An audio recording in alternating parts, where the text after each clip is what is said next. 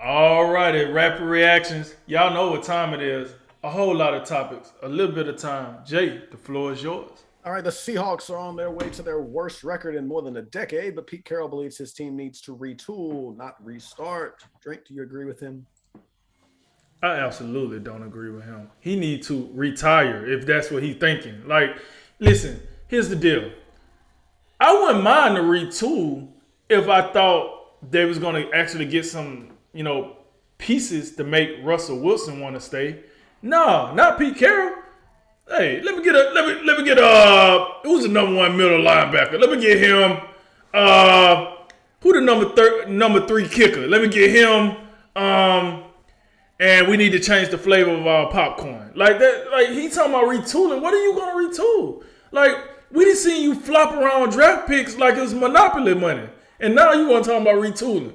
Come on, man. Like, I don't know, man. I'm starting to wonder Pete Carroll losing his brain a little bit over there. He kind of old, so he got to get together. Colts have placed quarterback Carson Wentz on reserve/COVID-19 list. What are your thoughts of this news? I ain't gonna tell you my real thoughts because this is a family-oriented show. The media makes me so sick when they do this. They like the Colts placed their unvaccinated quarterback on the COVID list. They don't do that. They didn't do that with Bruce Arians today, I noticed, because I know he's been vaccinated and boosted, and he'll probably be the first in line when the next booster comes along, because there will probably be another one.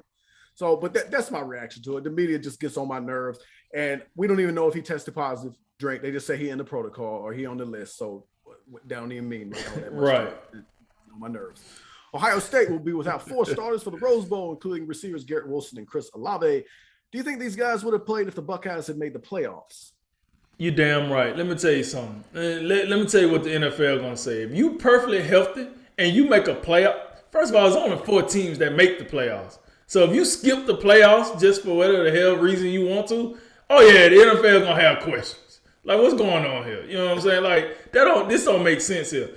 You gonna pull this crap when you get to the NFL too? Oh, we make the playoffs off my hamstring. Like, no. So I don't now, and I will say this: I don't blame them for sitting out the Rose Bowl. I mean, if you ain't, listen. If you're a first round talent and your team out here playing in a non-playoff game, I'm not mad at the players for doing it.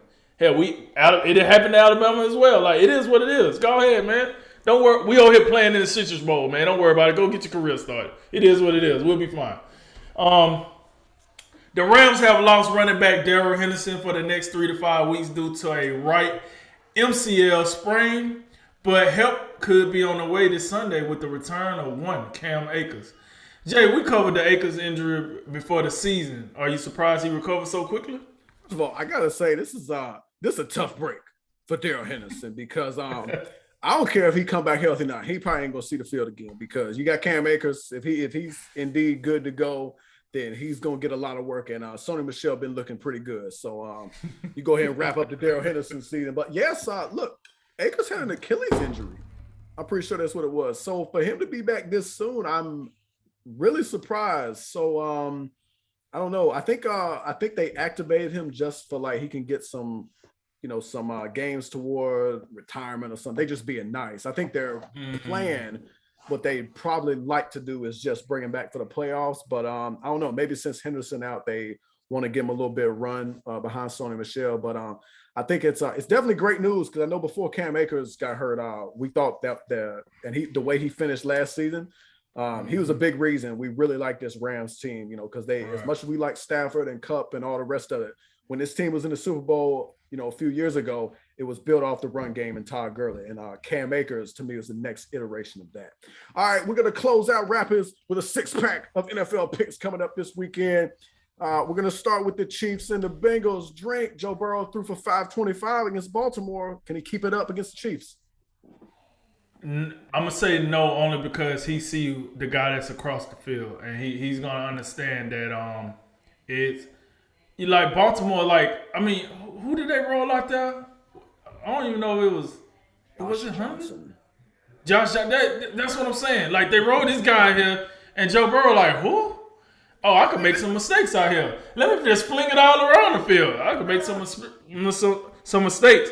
The problem when you're playing with Kansas City, you don't want to make those mistakes because you don't want to give Patrick Mahomes the ball more than you want him to have the ball. So I'm gonna say no on that one.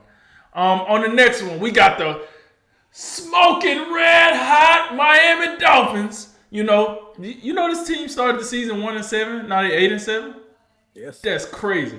Smoking red hot Miami Dolphins going against Jay's number one AFC, favorites, the Tennessee Titans. Who you got in that one, Jay?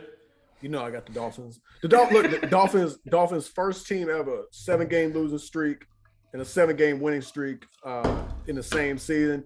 Yeah, they're gonna make it 8. They're gonna be blitzing Ryan. They're gonna be blitzing the daylights out of their old quarterback Ryan Tannehill. And the Titans gonna remain on fraud alert for the foreseeable future. Raiders, Colts, 2 teams fighting for their playoff hopes. The Colts will not have Carson Wentz because he's unvaccinated.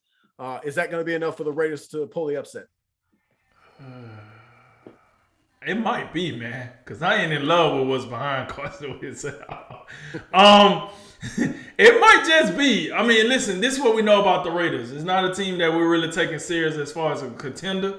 Well, right now, I don't think we're taking them serious as far as a non-contender. But what the Raiders do is they give a fight. I give them that. They'll fight. Hey, Derek Carr come out here and fight, and they'll try to do some things. But at the end of the day, I'm going to take the Raiders in that one just because no Carson Wentz. I'm not in love with what they would roll out behind Carson Wentz. Even though you do got Jonathan Taylor. I got it. Jonathan Taylor. Got all that. But no Carson Wentz. It does give me a little concern. Los Angeles Rams, Odell Beckham done found his footing over there. The Rams seem like they done found their footing. They're going to take on the Josh Johnson-led Baltimore Ravens. Who you got on that one? The Rams, I think this is going to be pretty ugly. I don't care who quarterbacks for the Ravens. I don't think if Lamar Jackson quarterback for the Ravens, this would matter. Whoever's under center, Aaron Donald's going to be coming to get him. Bob Miller's going to be right after him.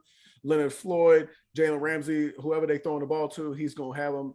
And I really think, look, the Ravens just got too many injuries. This secondary, who going to cover Cooper Kupp, who going to cover Odell, Van Jefferson. I think it's going to be really, really ugly up in Baltimore. Cardinals and Cowboys, 2 teams that we've been, are they the 4th and 5th team in the NFC? We don't know. Who wins this one of 2 division-leading NFC teams? I'm gonna go with the Cowboys on this one, just because it's just something about the Cardinals. Like, I believe that they're a good team. I believe that they're gonna make some noise in the playoffs. But it's just when they play other contender teams, you went and got smacked by the Lions. You didn't just lose; you got smacked by the Lions. Like, it's just something about that inconsistency where I'm just like, I don't know. So I'm gonna take in the Cowboys on that one. And last but not least, old Baker one time Mayfield, taking his Browns to go visit the Pittsburgh Steelers. Who you got in this division clash? Could be likely Big Ben's final home game as a Steeler. We know Mike Thomas' teams, they never finish below 500.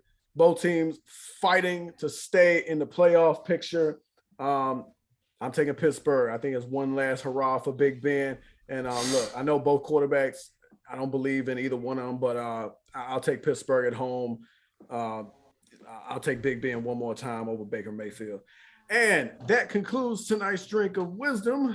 Thank you for joining us. As always, like, listen, share, subscribe. Enjoy the playoffs. We'll see you back in 2022. And yes, we will. Hey, and before I close this out, I just want to tell everybody, hey, from a Drink of Wisdom, being that this is our last show for 2021, hey, we want to thank everybody for supporting us and our Jacksonville correspondent. You know what I'm saying? Listen, we appreciate the support. We hope in 2022 bring us more and merrier. And with that said, I'm Nathan Drinker, and remember, make tomorrow better than today and make today better than yesterday. And you know what we gonna do. We gonna holler at you until next time, baby. Ladies and gentlemen, this is A Drink of Wisdom.